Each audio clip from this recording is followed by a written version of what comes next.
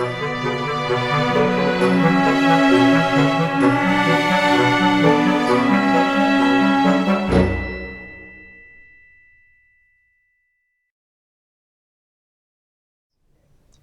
to Breaking Down Bergman. I'm David Friend. And I'm Sonia Strimban. We are looking at After the Rehearsal. Jag läste någonstans en intervju där du förklarade att detta var vårt enda liv. Att ett före och framförallt ett efteråt inte existerade. Du sa att den vetskapen beredde dig den allra största trygghet. Du bestämt en flicka med begåvning för ironi. Det är bara förvirring. Jag ska säga dig något, Anna Egerman. I min ålder händer det att man lutar sig framåt och plötsligt befinner sig huvudet långt inne i en annan verklighet. De döda är inte döda. De levande ter sig som spöken.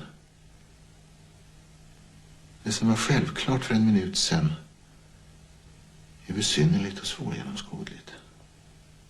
There was a time when Ingmar Bergman promised that Fanny and Alexander would be his last film. Now there was a caveat to that.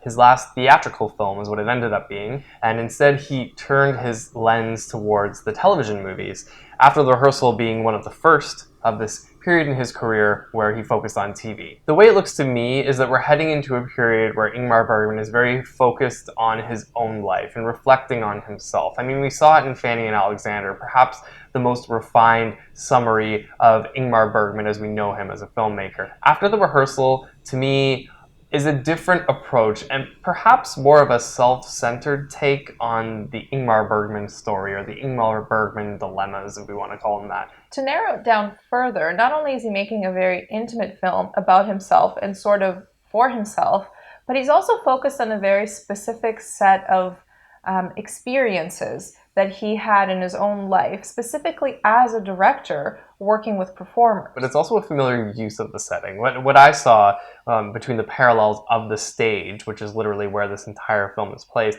is the typical Ingmar Bergman practice of creating a very isolated space and then using it to represent the mind. So After the Rehearsal takes place in a theater, an empty theater, with a director and one of his actresses. There's actually only 3 actors in this film entirely. But what's amazing is how much he does with those 3 characters and how layered they all are and how much depth they offer. So for example, the character that Lena Olin plays, Anna, we have her appearing both as her adult self as well as her child self, even though the child self is kind of like an observer or witness that never actually speaks in the play. Then we have Raquel, who is a larger-than-life character, a diva, a theatrical diva on top of that. And in some quieter moments, an aging actress who's actually very self-conscious about herself and her ability to continue to perform. And then we have the director, Henrik Vogler, who at first is presented to us as a kind of stoic, rational, and very calculated man, specifically the type of individual who's able to control and manipulate and enable actors who are a lot more emotive.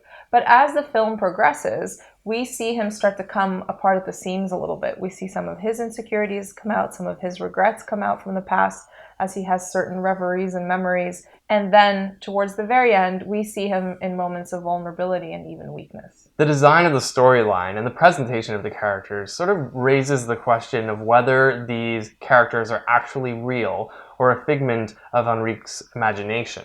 The change, I think, is really subtle, which is what really emphasizes that question. Because when the film opens, it's very realistic. You don't doubt the fact that you're in a theater on a stage and Anna comes in and is looking for a bracelet.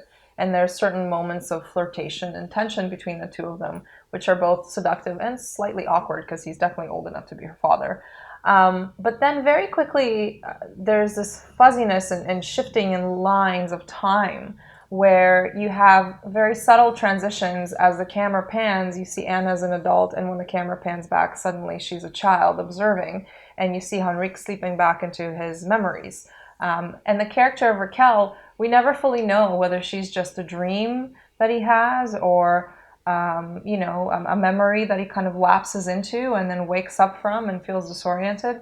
We don't know if she actually appears there or not. And there are some subtle hints throughout the film, if you're an active viewer watching this movie for all of its particular details, that suggest that things aren't as they should be, as they seem. There's actually set pieces in the background that are there at the beginning of the movie but disappear. What struck me about that is that it's so rare to see set production play such a prominent role in a Bergman film. He's usually about the actors, about the close-up, about the details of the people. I don't think I was quite as struck as you by the set. I mean, one thing I notice is that it is rather static. The dominant pieces of furniture are there. They don't move, they don't change, whether in the flashback or in the present tense, which is interesting and kind of speaks to the foundational elements of oneself, if we're using the stage as an allegory or a metaphor for his mind.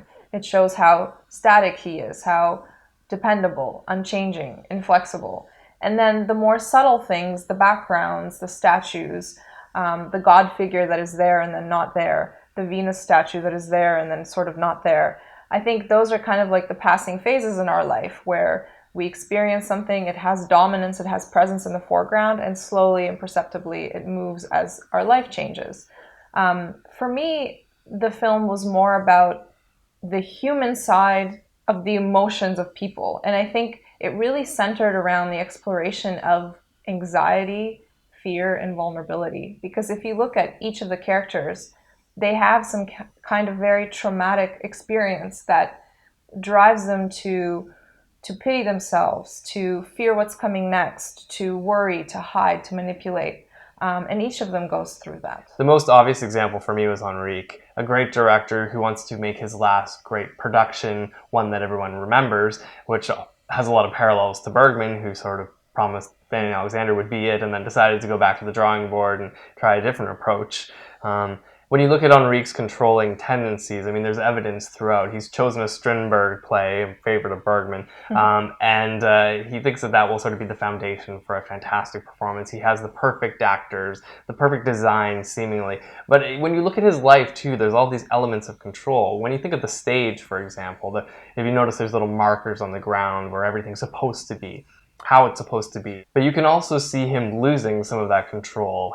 His production isn't exactly going according to plan when his actress reveals that she's pregnant, which sort of throws everything into question. And he's also sort of struggling with his past. But you start to see things fray. He begins to lose even more control as you know, sexual urges and his relationship with the females in his life come into question, that perhaps everything that he thought he knew is not quite the fact that it seemed to be. But you can see him really making an effort to continuously regain his composure. I mean, this isn't his first rodeo, so to speak. He's been specifically in this situation before, and that's what the flashbacks with Raquel are really there to tell us, to tell himself.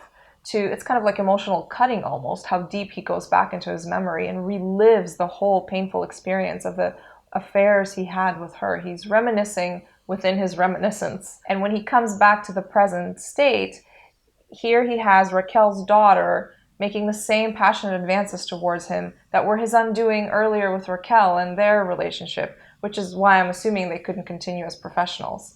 In this situation, you can see him constantly calculating, holding back, restraining, and even still she pushes him to the limit and he does lose control. He does lash out at her. He does get frustrated and his production is in jeopardy. For me, I actually thought the female characters were more interesting in a way. The character of Raquel in particular, even though she's sort of just a memory, but such a powerful memory, and the performance we get from Ingrid Thulin was very impressive. I almost didn't recognize her at first. She didn't look like herself, and she very much embodied the character of the fading diva, the fear and the sheer panic that surrounded her character the whole time while she was trying to be seductive. It was absolutely fascinating. I remember we read that one interview that Bergman gave where he talked about her performance, and he said that she almost embodied the role too well. I think it hit too close to home for her, especially that one line that she delivered, which was something around, do you think I've lost my instrument, with reference to her acting ability. Tror du att mitt instrument är förstört för all framtid? Rakel, jag tror att hon... I så fall måste jag dö.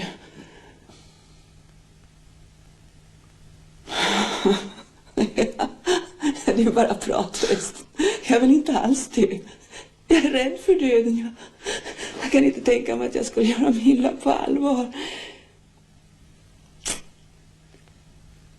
tror du att mitt instrument är fördärvat? Egentligen inte. And as she delivers the line, she bursts into tears. And Bergman was commenting on the fact that he didn't want her to do that. But during the performance, he couldn't get her to deliver the line in any other way. So it was a very raw and emotional performance. And for me, that really came across, which was really good when it counterbalanced against Anna. We don't really, or at least I never really knew what her motivation is. She's trying to seduce the director, but at the same time, she wants his approval as an actress, but she also wants to be his mistress. And she's criticizing her mother for being all those things all those years ago, and yet she's consciously following in her footsteps and resenting herself for it. It's a very peculiar role that she plays. Which is why I found the character of Henrik so interesting, because perhaps as an audience member I could relate to him the most, because he was the most connected with the so-called reality as we could be. What stands out to me, for example, is the ringing of the church bells at the end, or the supposed ringing of the church bells. Anna signifies that she can hear them ringing, and of course he can't, and neither can we. And it raises a lot of questions about whether she was in fact fabricating a truth, and where exactly he lies in this perception of what is actually happening. For me, it's not so much about, I think, reality or non-reality or truth and falsehood. It's more about power dynamics and the control of information. So we go throughout the film and through different exchanges where somebody knows something that somebody else doesn't. And that piece of information will hugely affect the other individual and what they're trying to construct. Anna, because Henrik, as her director, had a previous relationship with her mother, who she didn't know and didn't have a relationship with, she feels at a disadvantage. So she uses all kinds of different motives to regain the power balance between them. In the end, she reveals a huge piece of information, the fact that she's pregnant, and that's going to jeopardize his whole production, at the same time also jeopardizing her career potentially. And then he lashes out at her, retaining some of the power and still remaining the director, and she has to look up to him. I think you're right. It raises questions about who's really in the lead. And I think Anna walks away with the lead, because by referencing the bells that neither you or I or Henrik can hear, she creates this power vacuum where he feels really vulnerable and disadvantaged, and he has to accept her truth. What I think is interesting, though, is Henrik has said that he won't participate in Anna's games, but he still seems concerned that he can't hear the bells, which seems to suggest that even though he's trying to distance himself from these manipulations, he's in fact being reeled in by exactly what he thought he wouldn't be. It's a massive weakness for someone who's so controlling. One question that is raised for me is, what exactly does After the Rehearsal mean as a title, and what is this rehearsal for? I think there can be more than one answer for that. For me, the biggest clue is, again, back in the relationship between Henrik, Anna, and Raquel, that triangle that happens. The rehearsal part was his initial relationship with Raquel and recognizing that it's a mistake and that it leads to jeopardizing his productions, and trying not to repeat that mistake in prime time with his new ultimate production with the new muse that he found, which is Anna. So, life is the rehearsal. Every time you go through an episode of something that's significant, that's your rehearsal for whatever stage you step out on in the next phase. I also think it's kind of amusing that in the world of theater, after a rehearsal comes a performance, followed by another performance and another, perhaps another rehearsal, on and on, until the final curtain call. Or the bell, if you will. Yeah, perhaps. So basically what Bergman is saying, in classic Bergman fashion, is that we're just doomed to repeat the same performance over and over in our lives. Yeah, that sounds about exactly what he would say. So do you think this one is essential Bergman? No, I'm a little bit torn, but I don't think it's essential. It's interesting for the later part of his career, or if you really want to get to know Bergman specifically very intimately.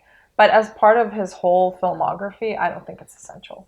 Yeah, I agree with you, simply because I was so surprised that this is the direction he went after Fanny and Alexander. Such a lavish production, massive cast, beautiful throughout, and then this just bleak and dry film. I just felt like he could have done something different. In terms of essential, I feel no, and I didn't really think it revealed anything new about Bergman either. That brings us to the end of this episode of Breaking Down Bergman. Join us next time when we'll be looking at The Blessed Ones. And don't forget to visit our Facebook page where we have more discussion. And subscribe to the YouTube channel. We'll see you next time on Breaking Down Bergman.